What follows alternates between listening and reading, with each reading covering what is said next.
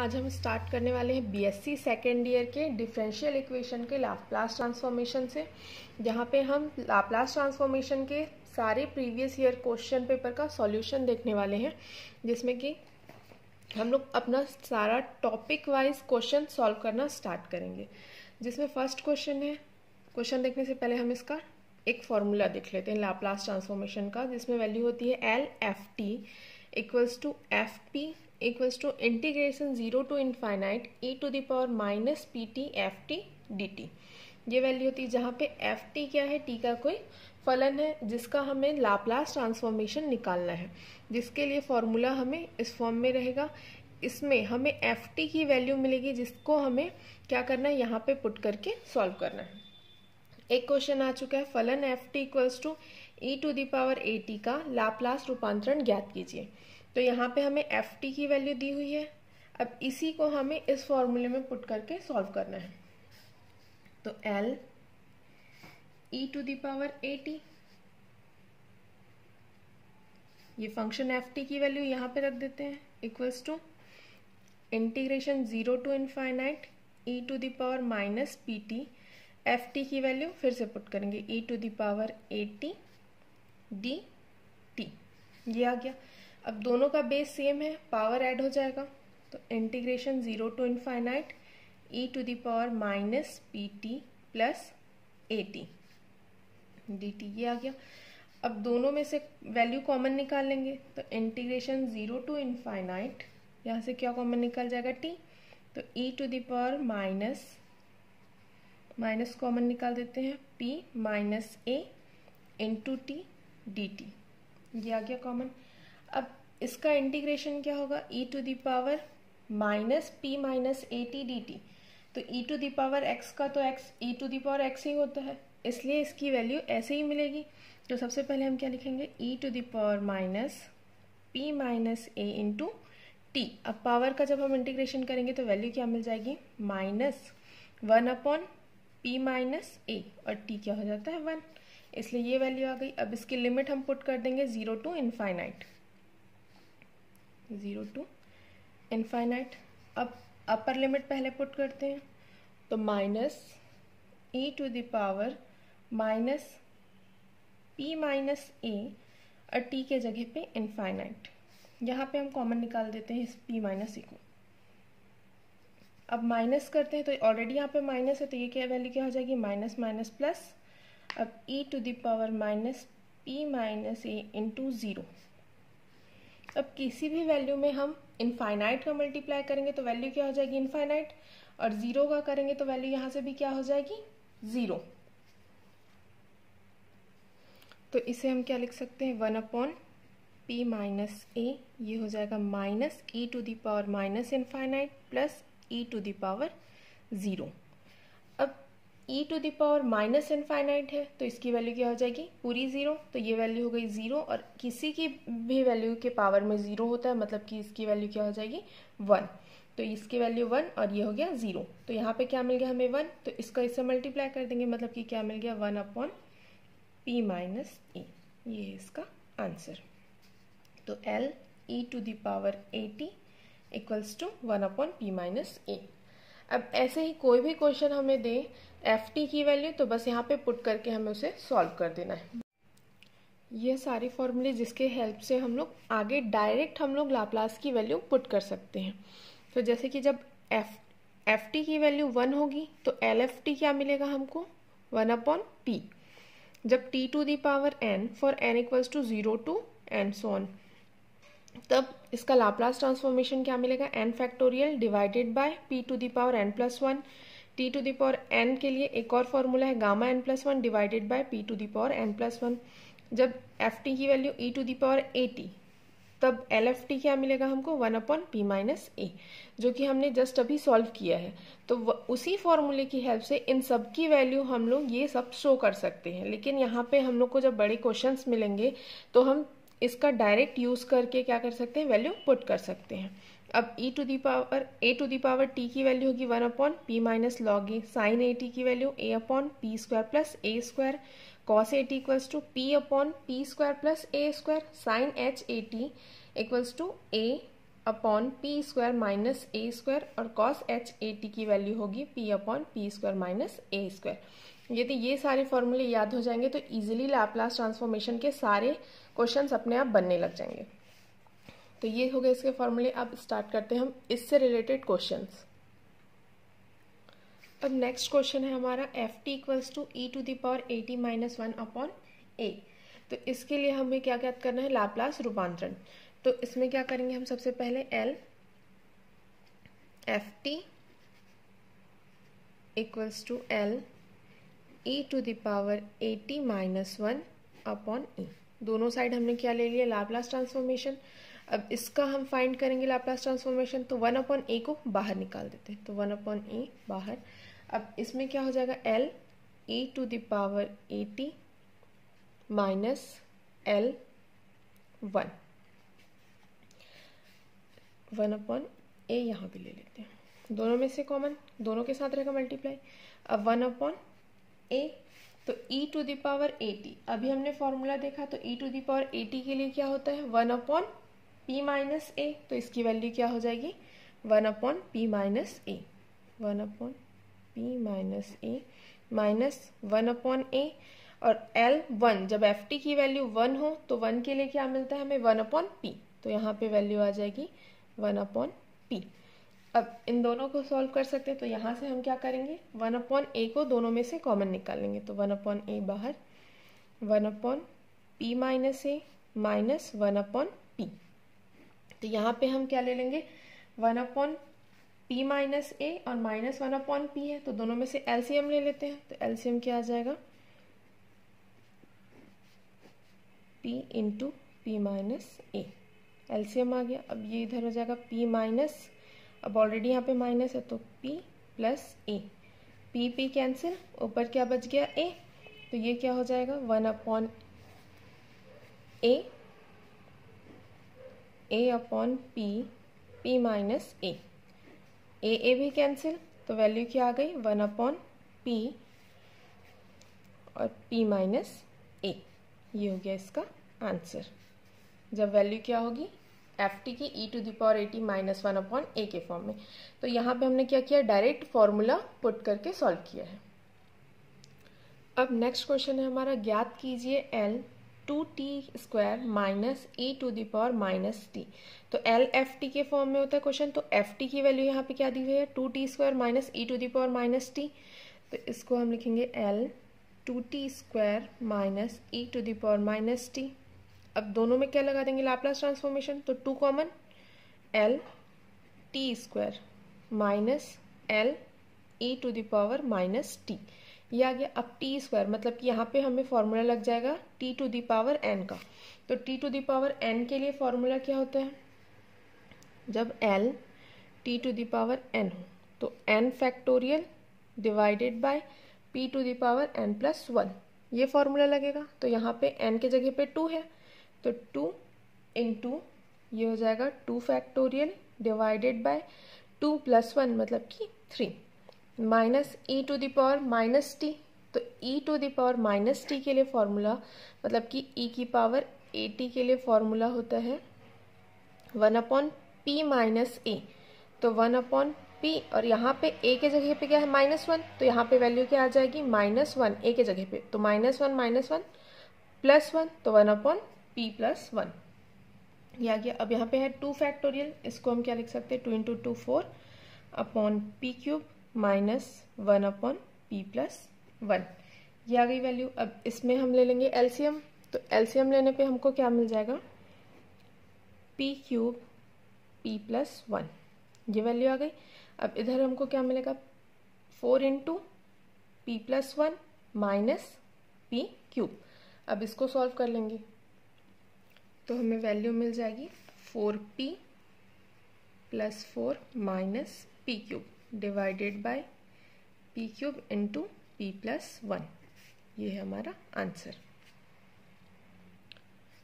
अब next question है F T equals to sine T into cos T. तो यहाँ पे सबसे पहले हम देखेंगे sine T into cos T है, तो इसको हम चेंज करना पड़ेगा साइन ए टी या कॉस ए टी किसी भी एक सिंगल फॉर्म में। तो इसके लिए हम क्या करेंगे कि इसमें फॉर्मूला लगा देंगे, तो two sine theta into cos theta equals to होता है साइन 2 थीटा। अब यहाँ पे हमारी वैल्यू क्या है, sine T into cos T. तो यहाँ से मान लो थीटा के जगह पे यहाँ क्या हमारा टी है, तो इस 2 को इधर डिवाइड कर देंगे तो इसकी वैल्यू क्या हो जाएगी 1/2 साइन 2 थीटा। तो वैसे ही इसके लिए हमारी वैल्यू क्या हो जाएगी 1/2 साइन 2t। अब इसमें हम लगाएंगे अपना लाप्लास ट्रांसफॉर्मेशन। तो L F T equals to L 1/2 को बाहर निकाल देते हैं तो 1/2 साइन 2t, ये वैल्यू आ गई। अब साइन 80 के लिए फॉर्मूला क्या होता है, लाप्लास ट्रांसफॉर्मेशन ऑफ साइन 80। तो एल साइन 80 इक्वल्स टू हो जाएगा a upon P square plus A square. तो a के जगह पे हमारे पास क्या है 2 है, तो यहाँ पे क्या आ जाएगा 2/p स्क्वायर प्लस 2 स्क्वायर। तो 1/2 into 2/p square plus 2 square मतलब कि हो जाएगा 4। ये 2 और ये 2 कैंसिल, तो वैल्यू हमको क्या मिल गई 1/p स्क्वायर प्लस 4 आंसर। अब नेक्स्ट क्वेश्चन है, ज्ञात कीजिए एल साइन रूट टी। अब यहाँ पे हमको लाप्लास ट्रांसफॉर्मेशन निकालना है साइन रूट टी के लिए। तो हम लोग पहले क्या लिख सकते हैं इसको, sine root T equals to root T minus root T cube upon 3 factorial plus root T to the power 5 upon 5 factorial minus root T to the power 7 upon 7 factorial and so on infinite. ये लिख सकते हैं हम। अब इसको क्या लिख देंगे 1/2 के फॉर्म में, तो ये क्या हो जाएगा T to the power 1/2 minus यहाँ रूट टी और क्यूब है तो इसकी वैल्यू क्या हो जाएगी T to the power 3/2 upon 3 factorial plus T to the power 5/2 upon 5 factorial minus ये हम ऐसे ही छोड़ देते हैं यहाँ तक। 3 स्टेप्स ही ले रहे हैं इसके। अब इसके बाद इसकी वैल्यू क्या होगी, मतलब इसमें हम लोग क्या लगा देंगे लाप्लास ट्रांसफॉर्मेशन। तो L sine root T equals to, अब इन सब में लाप्लास ट्रांसफॉर्मेशन लगेगा तो L T to the power 1/2 minus L T to the power 3/2, यहाँ 1/3 factorial common plus 1/5 factorial, Laplace transformation इसमें लगेगा तो T to the power 5/2 and so on infinite. यहाँ तक ले लिया। अब इसमें हम लोग क्या लगा रहे हैं T to the power N के लिए फॉर्मूला जो गामा फंक्शन में था। तो गामा इसकी वैल्यू क्या हो जाएगी टी टू द पावर 1/2 है, तो इसके लिए फॉर्मूला क्या होगा L T to the power N equals to gamma N plus 1 upon P to the power N plus 1। तो यहाँ पे हमारे पास वैल्यू क्या है T to the power N है, तो एन के जगह पे L T to the power 1/2, तो 1/2 प्लस 1, तो 1/2 प्लस 1, तो इसकी वैल्यू क्या हो जाएगी 3/2 और पावर में क्या आ जाएगा तो 3/2 अपॉन यहाँ पे वैल्यू आएगी gamma 3/2 upon P to the power N plus 1, मतलब कि इसमें भी वैल्यू हो जाएगी 3/2। तो ऐसे ही सब में हम लोग ये वाला फॉर्मूला लगाएंगे। तो यहाँ पे वैल्यू हमको क्या मिल जाएगी gamma 3/2 upon P to the power 3/2 minus gamma 5/2 upon P to the power 5/2 और ये 1/3 फैक्टोरियल प्लस 1/5 फैक्टोरियल। अब 5/2 है तो इसकी वैल्यू हो जाएगी gamma 7/2 divided by P to the power 7/2 and so on. तो यहाँ तक वैल्यू मिल गई। अब यहाँ पे हम लोग क्या करेंगे गामा फंक्शन की वैल्यू पुट कर देंगे। तो गामा 3/2, तो गामा 3/2 के लिए क्या होगा 1/2 1/2 और फिर गामा 1/2 की वैल्यू क्या होती है? अब 3/2 के लिए गामा 3/2, इसके लिए क्या होता है? n, मतलब जब इसको हम लोग तोड़ेंगे पहले तो गामा n+1 के फॉर्म में लिखते हैं, तो n के जगह पे यहाँ पे हमारा क्या आ जाएगा? ये गामा 1/2 + 1, तो ये वैल्यू हो जाएगी हमारी 1/2 गामा 1/2। तो गामा 1/2 की वैल्यू होती है √π। तो जब भी लास्ट में हमको क्या मिले गामा 1/2, तो वैल्यू क्या आएगी? √π। वैसे यही यहाँ पे यदि 3/2 के जगह पे 5/2 है तो वैल्यू क्या आ जाएगी? 3/2 1/2, फिर लास्ट में आएगा गामा 1/2, फिर यहाँ पे हम लोग लास्ट में क्या पुट कर देंगे? √π। तो इसकी वैल्यू हो गई 1/2 √π divided bye p⁻³ minus 1/3 factorial. अब यहाँ पे गामा 5/2, तो इसको लिखेंगे 3/2 इंटू 1/2 √π अपॉन p⁵/2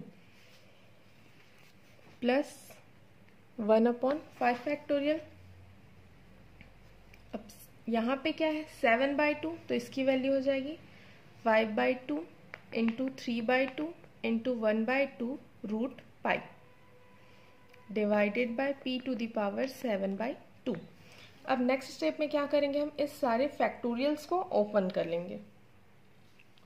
तो यहाँ पे वैल्यू क्या मिल जाएगी? 1/2 √π divided by p⁻3/2 minus 1/6 into 3/2 into 1/2 √π divided by p⁵5/2 plus 1/120 5/2 3/2 into 1/2 √π divided by p⁻7/2 and so on infinite. ये वैल्यू कहाँ तक जाएगी? इनफाइनाइट तक। ठीक है, अब इसके बाद हम लोग क्या कर सकते हैं? जो जो वैल्यू कैंसिल होगी उसे उसे कैंसिल कर देते हैं। तो ये दोनों कैंसिल, नीचे क्या गया? 2। अब इसमें से देखते हैं क्या कैंसिल होगा। तो ये 5 2 और 4 इससे कैंसिल हो जाएगा। अब 3 और 24, तो 3 8 इससे कैंसिल हो गया। तो वैल्यू कितनी बची? यहाँ पे 5 और 3 कैंसिल, ये वाली वैल्यू। अब इसमें से हम लोग क्या लिख सकते हैं? इस वैल्यू को ऐसे ही लिख देंगे 1/2 √π डिवाइडेड बाय p⁻3/2 माइनस, अब यहाँ पे जो वैल्यू है सिमिलरली वही वैल्यू हम ऊपर में रहने देंगे 1/2 √π। बाकी बची वैल्यू इधर लिख लेते हैं। तो यहाँ पे क्या आ जाएगा? 2 इंटू 2 4, ये 2 ऑलरेडी यहाँ पे है नीचे में, और ये 2 भी ले आएंगे तो ये क्या हो जाएगा? 4, तो 1/4 आ गया। अब यहाँ पे p की पावर क्या है? 5/2। अब p की पावर 5/2 को हम क्या लिख सकते हैं? p⁻1 into p⁻3/2। इस पार्ट में हम लोग तोड़ लिए, क्योंकि दोनों की पावर को जब हम वापस ऐड करेंगे तो वैल्यू हमको क्या मिलेगी? 5/2 ही मिलेगी। प्लस अब यहाँ पे भी वैल्यू क्या बच रही है? 8, और ऊपर से पूरी 2 वैल्यू और √π, तो ऊपर की वैल्यू वैसे लिख देते हैं 1/2 √π। अब नीचे की वैल्यू क्या क्या है? 2 इंटू 2 इंटू 2 इंटू 8, तो ये 2 तो ऊपर आ गया, ये बाकी के 2, तो 2 इंटू 2 इंटू 8। अब इसको फिर से हम तोड़ेंगे तो क्या कर सकते हैं? इसको हम लोग p² इंटू p⁻3/2, क्योंकि इसको ऐड करेंगे तो क्या मिल जाएगा? 2 इंटू 2 4, 4 प्लस 3 7/2, तो वही वैल्यू मिलेगी minus and so on infinite. ये आ गया। अब इन सब में वैल्यू कौन सी कॉमन है? ऊपर से 1/2 √π कॉमन है सब में, और नीचे वैल्यू क्या कॉमन है? p⁻3/2, तो इसको कॉमन निकाल लेते हैं। तो 1/2 √π डिवाइडेड बाय p⁻3/2, यहाँ से पूरी वैल्यू कॉमन निकल गई, तो 1 माइनस, अब यहाँ पे क्या बची वैल्यू? ये पूरी कॉमन, ऊपर से नीचे से ये भी कॉमन, तो 1/4p प्लस यहाँ पे क्या बची वैल्यू? ये तो सारी वैल्यू कॉमन निकल गई, 1/2 इंटू, अब इस 2 को अलग रहने देते हैं, इन दोनों का मल्टीप्लाई करेंगे तो क्या मिल जाएगा? 16। ये अभी इतना ही है क्योंकि आगे इसका काम है इस 2 का। तो 2 इंटू 8 16 आ गया। अब ये वाली वैल्यू कॉमन निकल गई तो यहाँ पे क्या बच गया p² and so on infinite. अब इसको हम लोग स्क्वायर के फॉर्म में चेंज करेंगे तो 1/2 रूट पाई, ये वैल्यू वैसे ही लिख रहे हैं p⁻3/2 1 माइनस 1/4p प्लस इस 2 को क्या लिख सकते हैं हम लोग 1/2 फैक्टोरियल। अब इसको ये 4p इसको भी 4p में चेंज करना हो तो क्या लिख सकते हैं हम लोग 1/4p का होल स्क्वायर, क्योंकि यहाँ पे वैल्यू क्या है 16 है तो 16 को हम लोग लिख रहे हैं 4 का स्क्वायर, मतलब कि 4 इंटू 4 16 आ जाएगा और p का भी क्या है स्क्वायर, तो ये हो गया 1/4p होल स्क्वायर और इस 2 को लिख दिए 2 फैक्टोरियल। अब वैसे ही जब हम लोग आगे बढ़ेंगे तो वैल्यू हम लोग को क्या मिलेगी, आगे के स्टेप्स को जब सॉल्व करेंगे तो यहाँ पे हमारी वैल्यू मिल जाएगी 1/3 factorial 1/4p whole cube and so on infinite, ये वैल्यू जाएगी। तो ये पूरी वैल्यू अब किसकी होती है, अब इसकी वैल्यू हम लोग पुट कर देंगे तो 1/2 रूट पाई p⁻3/2। अब ये किस में चेंज हो गया e⁻−1/4p के फॉर्म में, मतलब कि ये किसका फॉर्मूला है e⁻−x के फॉर्म में, मतलब कि जबकि ये वैल्यू हम x के फॉर्म में लेते हैं तो यहाँ पे x की जगह पे क्या है 1/4p, तो यहाँ पे वैल्यू आ जाएगी e⁻−1/4p इस पूरे के जगह पे। तो ये हो गया हमारा आंसर। अब बाकी के क्वेश्चंस हम नेक्स्ट वीडियो में देखेंगे। यहाँ इस टाइप के क्वेश्चंस इतने ही हैं, इसमें कंप्लीट जितने भी इम्पोर्टेंट क्वेश्चन थे वो हो गए हैं। अब दूसरे हम लोग और प्रॉपर्टीज़ के साथ नेक्स्ट वीडियो में सारे सॉल्यूशन